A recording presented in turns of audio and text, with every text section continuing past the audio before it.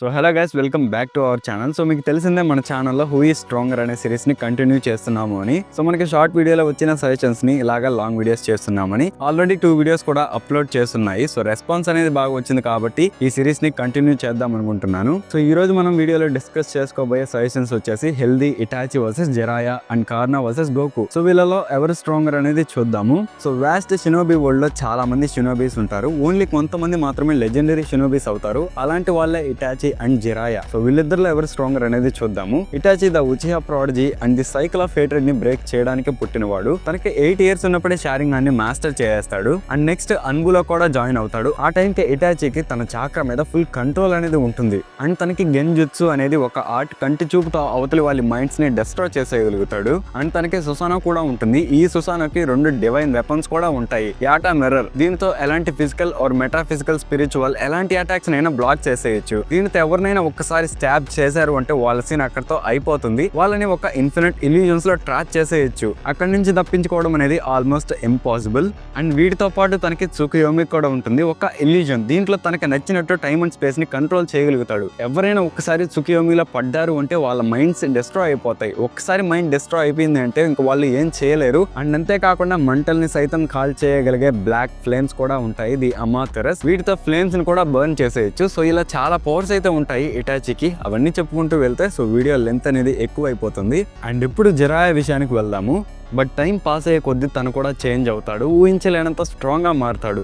ఎన్నో జుట్సూస్ని మాస్టర్ చేస్తాడు అండ్ కొత్త టెక్నిక్స్ని కూడా క్రియేట్ చేస్తాడు. తన పేరు వింటే చాలు వేరే నేషన్స్ వాళ్ళు భయపడిపోతారు. అంత స్ట్రాంగ్ అండ్ డేంజరస్గా మారుతాడు. తన దగ్గర చాలా టెక్నిక్స్ అయితే ఉంటాయి, Rasengan mastery, swamp techniques and one of the most powerful genjutsu అయిన toad genjutsu and sage mode. ఈ మోడ్లో జిరాయా యొక్క పవర్స్ అనేవి చాలా ఎక్కువగా ఇంక్రీజ్ అవుతాయి. సో వాటి అవుట్పుట్ అండ్ ఇంకా ఫిజికల్ పవర్స్ కూడా సో ఇవన్నీ చాలా ఎక్కువగా అయితే ఇంక్రీజ్ అవుతాయి. And in this mode Jiraiya 3 pains ని కూడా డిఫీట్ చేస్తాడు. అండ్ అక్కడ జిరాయాకి పెయిన్స్ అనే వాళ్ళ మీద ఐడియా అనేది కూడా ఉండదు. అంటే వాళ్ళ అర్సనల్ ఎలా ఉంటుంది ఏంటి అనేది ఏమీ తెలియదు. సో వాళ్ళ మీద ఎలాంటి ఇంటెల్ అనేది లేకుండా సో వాళ్ళ ముగ్గురిని డిఫీట్ చేయగలుగుతాడు. అండ్ అక్కడతో జిరాయా రోల్ అనేది కంప్లీట్ అయిపోవడంతో సో రైటర్ అయితే చంపేశాడు. లేదంటే జిరాయా అక్కడ ఎస్కేప్ అయిపోయి ఉండేవాడు. తను చనిపోయే ముందు కూడా ఒక చిన్న స్మైల్ తో అయితే చనిపోతాడు. అంటే తనకి ఫ్యూచర్ జనరేషన్స్ మీద నమ్మకం అనేది ఉంటుంది. సో వాళ్ళు ఈ ప్రాబ్లమ్స్ అన్నిటినీ సాల్వ్ చేయగలుగుతారు. సో వాళ్ళ దగ్గర రిజాల్వ్ అనేది ఉంది అని నమ్మకం తనకి. సో తన దగ్గర కూడా ఇటాచి దగ్గర ఉన్నట్టు చాలా పవర్ఫుల్ టెక్నిక్స్ అయితే ఉంటాయి. సో వీళ్ళిద్దరిలో ఎవరు స్ట్రాంగర్ అనేది చూద్దాము. గైస్, సేమ్ యానిమేలో ఉన్న క్యారెక్టర్స్ ని కంపేర్ చేసేటప్పుడు నేను ఫీట్స్ కన్నా నేరేటివ్ ని ఎక్కువగా తీసుకుంటాను. ఎందుకంటే నేరేటివ్ మోస్ట్లీ కరెక్ట్ గానే ఉంటుంది, 99% కరెక్ట్ గా ఉంటుంది. ఎక్కడో ఏదో ఒక చిన్న మిస్టేక్ ఉంటుంది అంతే.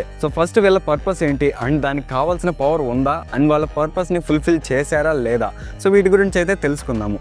జిరాయా పర్పస్ వచ్చేసి నరుటోకి లైఫ్ గురించి నేర్పించడం. తను ఫస్ట్ నుంచి చేసింది అదే. సో తను ఒక మాస్టర్, ఇది మనకి తెలిసిందే. సో సింప్లీ ఒక చిన్న పిల్లాడికి లైఫ్ గురించి నేర్పించడం, ఇదే తన పర్పస్ వచ్చేసి. అండ్ దానికి కావాల్సినంత పవర్ కూడా తన దగ్గర ఉంది. అండ్ ఇటాచి విషయానికి వద్దాము. తన పర్పస్ వచ్చేసి సైకిల్ ఆఫ్ హేట్రెడ్ ని బ్రేక్ చేయడం. సో దాంట్లో అంతా కిల్లింగ్ ఉంటుంది అండ్ పవర్ కూడా కావాలి. సో ఇటాచి తన పర్పస్ ని ఫుల్ఫిల్ చేశాడు కాబట్టి తన దగ్గర ఆ పవర్ ఉందని అర్థం. అండ్ సేమ్ జిరాయా విషయం కూడా అంతే. సో ఇప్పుడు మిమ్మల్ని అడుగుతున్నాను, ఈ రెండిట్లో ఏది greater purpose? So cycle of hatred ని బ్రేక్ చేయడమా లేదంటే ఒక చిన్న పిల్లాడికి లైఫ్ గురించి నేర్పించడమా? సో ఈ రెండిట్లో ఏది గ్రేటర్ పర్పస్? సో వాళ్ళే స్ట్రాంగర్, ఇందులో ఎలాంటి డౌట్ అనేది లేదు. సో ఇప్పుడు ఇటాచి పర్పస్ గ్రేటర్ అనే అనుకుందాము. తన దగ్గర జిరాయాకు ఉన్నంత పవర్ ఉందా? పెయిన్స్ ని డిఫీట్ చేయగలుగుతాడు అంటే ఎస్, 100% డిఫీట్ చేయగలుగుతాడు. ఎందుకంటే తన పర్పస్ అనేది గ్రేట్ గా ఉన్నప్పుడు రైటర్ కూడా ఏం తక్కువ చేయడు. సో వాళ్ళని అంత స్ట్రాంగ్ గానే చూపిస్తాడు. జిరాయాని ఎలా చూపించాడో ఇటాచిని కూడా అలానే చూపిస్తాడు. సో ఎవరు స్ట్రాంగర్ అనే దానికి ఆన్సర్ వచ్చేసి సో గ్రేటర్ పర్పస్ ఉన్న వాళ్ళే స్ట్రాంగర్. ఇక్కడ నేనైతే ఇటాచి సైడే వెళ్తున్నాను.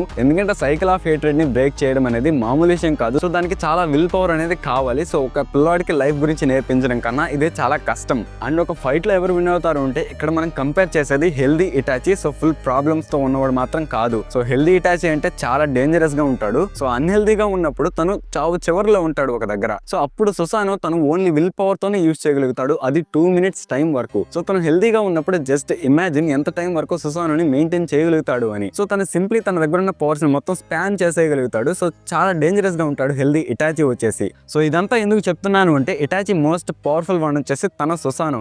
సో తన సుసానోని ఎక్కువసేపు మెయింటైన్ చేశాడు అంటే తనే ఫైట్లో విన్ అయిపోతాడు. సో తనకున్న ఓన్లీ ప్రాబ్లం వచ్చేసి టోడ్ గెంజుత్సు. సో టోడ్ గెంజుత్సుని కానీ ఎస్కేప్ అయ్యాడు అంటే తనే విన్ అవుతాడు, లేదంటే ఫైట్లో ఓడిపోవచ్చు. సో ఛాన్సెస్ వచ్చేసి ఇటాచికి 70% అండ్ జిరాయికి ఓన్లీ 30% మాత్రమే ఉంటాయి. సో ఫైనల్లీ కన్క్లూజన్కి వచ్చేస్తే ఇటాచి స్ట్రాంగర్ అండ్ ఒక ఫైట్లో కూడా విన్ అవుతాడు. సో చెప్పాను కదా పర్పస్ అని. సో వీళ్ళిద్దరిలో ఎవరు స్ట్రాంగర్ అండ్ ఎవరు విన్ అవుతారు అనేది కూడా కమెంట్ చేయడం మర్చిపోకండి. అండ్ ఇప్పుడు సెకండ్ సజెషన్ విషయానికి అయితే వెళ్దాము, Karna versus Goku. So first Goku ఎంత స్ట్రాంగ్ అనేది చూద్దాము. Goku a mortal warrior from Saiyan planet. Goku ఒక low class warrior, but as a low class warrior తన స్ట్రెంత్ కూడా అంత తక్కువగానే ఉంటుంది.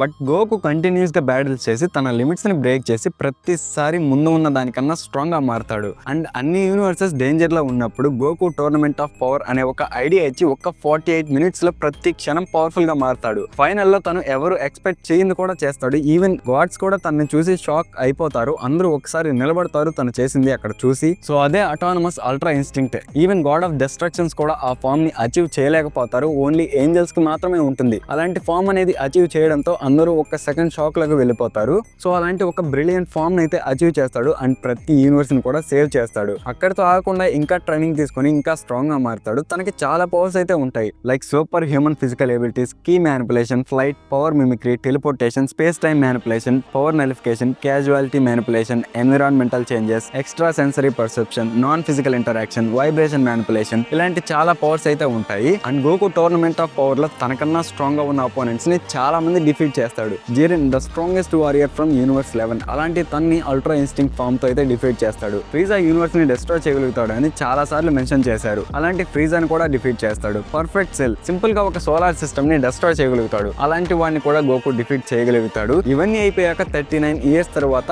వీటన్నిటికన్నా ఒక గ్రేటర్ పవర్ అయితే వస్తుంది. అదే lord Beerus. Literally god of destruction తో ఫైట్ చేస్తాడు and next tournament of power లో అన్ని యూనివర్సెస్ ని సేవ్ చేస్తాడు. అండ్ మాంగాలో తన జర్నీ ఇంకా కంటిన్యూ అవుతూనే ఉంటుంది. అండ్ ఇప్పుడు కార్నా విషయానికి అయితే వద్దాము. Karna the son of sun god and Arjuna's rival. తన ఫేట్ మహాభారతంలో ఎలా ఉందో సేమ్ యానిమేలో కూడా అలానే ఉంటుంది. ఫేట్ చేతిలోనే ఓడిపోతాడు. కర్ణుడు ఫేట్ యానిమేలో ఒక లాన్సర్, తన యాక్చువల్ క్లాస్ వచ్చేసి ఒక ఆర్చర్ అనుకోండి. బట్ కర్సెస్ అనేవి ఉండవు అని తననైతే లాన్సర్ గా సమన్ చేస్తారు. అండ్ తన ప్రెజెన్స్ వచ్చేసి సింప్లీ ఒక వార్ కి సందేశం.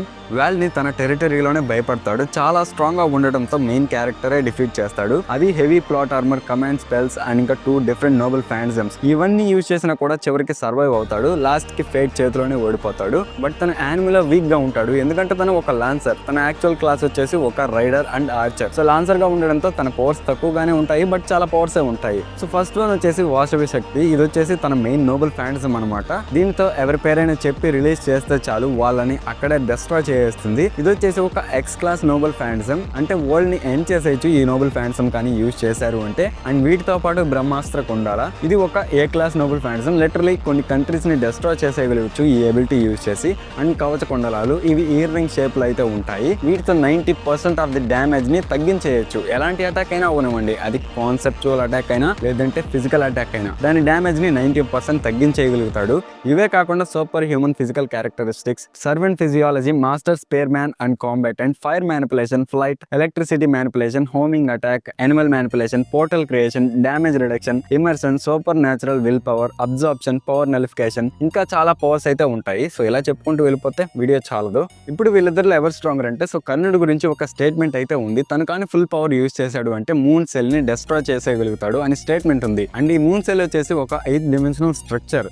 సో 8 డైమెన్షనల్ స్ట్రక్చర్ అంటే సింప్లీ ఒక మల్టీవర్సల్ లెవెల్లో ఉంటుంది. సో ఇది స్టేట్మెంటే కదా అంటే, సో గైస్ స్టేట్మెంట్ అనేది ఒక ఫీట్ లెక్కలోకి వస్తుంది, ఎందుకంటే దాని డెఫినేషన్ అనేది చూడండి మీరు డిక్షనరీలో. సో స్టేట్మెంట్స్ ని కూడా ఫీట్స్ గానే తీసుకోవచ్చు. సో ఓవరాల్ గా చెప్పాలంటే కర్ణుడు మల్టీవర్సల్ లెవెల్ కన్నా ఎక్కువగా ఉంటాడు. అండ్ ఇప్పుడు మనం గోకు విషయానికి వద్దాము. సో గోకు ఫీట్స్ వచ్చేసి నాకు బాగా ఇంప్రెసివ్ అనిపించింది ఏంటంటే, తన ఫైట్ అదే బేరస్ తో ఫైట్ చేస్తాడు కదా, అప్పుడు దాని నుంచి వచ్చిన షాక్ వేవ్స్ తో మొత్తం యూనివర్స్ అనేది షేక్ అయిపోతుంది. అండ్ మనకి తెలిసిందే, ఒక ఫామ్ నుంచి వేరే ఫామ్ కి వెళ్ళినప్పుడు వాళ్ళ పవర్ అనేది 50% ఇంక్రీజ్ అవుతుంది. 50 టైమ్స్ ఇంక్రీజ్ అవుతుంది. సో గోకు అక్కడ ఫైట్ చేసింది సూపర్ సైన్ గాడ్ ఫామ్ తో. అండ్ ఇక్కడ మనం కంపేర్ చేసేది మాస్టర్డ్ అల్ట్రా ఇన్స్టింక్ట్. అంటే మధ్యలో అరౌండ్ 3 ఫామ్స్ అయితే ఉంటాయి. దాన్ని బట్టి 150 టైమ్స్ స్ట్రాంగర్ గా ఉంటాడు సూపర్ సైన్ గాడ్ ఫామ్ తో కంపేర్ చేస్తే. సో దాన్ని బట్టి తను సూపర్ సైన్ గాడ్ ఫామ్ లో ఉన్నప్పుడే యూనివర్స్ ని షేక్ చేసేయగలుగుతాడు. సో మాస్టర్డ్ అల్ట్రా ఇన్స్టింక్ట్ లో ఉన్నప్పుడు తను డెఫినెట్లీ యూనివర్స్ ని డిస్ట్రాయ్ చేసేయగలుగుతాడు. సో ఓవరాల్ గా తను హై యూనివర్సల్ లెవెల్ లో ఉంటాడు. అంటే యూనివర్స్ కన్నా ఎక్కువనే అర్థం అది వచ్చేసి. అండ్ కర్ణుడు వచ్చేసి మల్టీవర్సల్ లెవెల్ కన్నా ఎక్కువగా ఉంటాడు. అండ్ గైస్ ఇక్కడ నేను ఎవరిని ఓవర్ ఎస్టిమేట్ చేయడం లేదు. సో వాళ్ళ ఫీడ్స్ నే తీసుకొని కంపేర్ చేస్తున్నాను. సో ఓవర్ గా చెప్పేసి ఓవర్ గా చేస్తే అది బాగుండదు, ఒక క్యారెక్టర్ కి సపోర్ట్ చేసినట్టు అయితే ఉంటుంది. సో మల్టీవర్సల్ లెవెల్ క్యారెక్టర్ కి అండ్ యూనివర్సల్ లెవెల్ క్యారెక్టర్ కి వీళ్ళిద్దరిలో ఎవరు స్ట్రాంగర్ అనేది మీకు ఆల్రెడీ అర్థమైపోయి ఉంటుంది. అండ్ ఫైట్ లో ఎవరు విన్ అవుతారు అనేది కూడా చూద్దాము. సో ఫస్ట్ గోకు పర్సనాలిటీ ఎలా ఉంటుంది అంటే, సో తన అపోనెంట్ కి రెస్పెక్ట్ ఇస్తాడు అండ్ తన నేమ్ కూడా చెప్తాడు. అండ్ కర్ణుడికి కావాల్సింది కూడా అదే. సో సేమ్ తను కూడా రెస్పెక్ట్ ఇస్తాడు, బట్ తన నేమ్ అనేది రివీల్ అవుతుంది కదా. ఇంకా వాసవ శక్తితో తన నేమ్ కానీ చెప్పి రిలీజ్ చేశాడు అంటే గోకు అక్కడితో చనిపోవచ్చు. ఎందుకంటే తన మాస్టర్ అల్ట్రా ఇన్స్టింక్ట్ లోకి వెళ్ళాలి అంటే టైం పడుతుంది. సో ఆ టైంలో కానీ వాసవ శక్తిని యూజ్ చేస్తే తన సీన్ అయిపోతుంది. బట్ కర్ణుడు వాసవ శక్తిని అయితే యూజ్ చేయడు, ఎందుకంటే తను అపోనెంట్ ని ఫుల్ పవర్ లో ఫైట్ చేయాలని అయితే అనుకుంటాడు. గైస్ ఇది యానిమే, మహాభారతం మాత్రం కాదు. సో ఫుల్ పవర్ తో ఫైట్ చేయాలి అనుకుంటాడు కాబట్టి గోకు మాస్టర్ అల్ట్రా ఇన్స్టింక్ట్ లోకి వెళ్ళేంత వరకు వెయిట్ చేస్తాడు. సో అక్కడికి వెళ్ళాక వీళ్ళిద్దరు ఫుల్ పవర్ తో అయితే ఫైట్ చేస్తారు. అండ్ ఫుల్ పవర్ తో ఫైట్ చేస్తే అవుట్కమ్ అనేది ఏంటో మనకి ఆల్రెడీ తెలిసిందే. కర్ణుడు వచ్చేసి చాలా స్ట్రాంగ్ అయితే ఉన్నాడు. సో ఎంత ఐక్యూ అండ్ బ్యాటిల్ ఐక్యూ అవసరమైనా మరీ స్ట్రాంగ్ గా ఉన్న వాళ్ళతో ఏం చేయలేరు. ఫైనల్ గా చెప్పేది ఏంటంటే కర్ణుడు గోకు కన్నా స్ట్రాంగర్ అండ్ ఒక ఫైట్ లో కూడా విన్ అవుతాడు.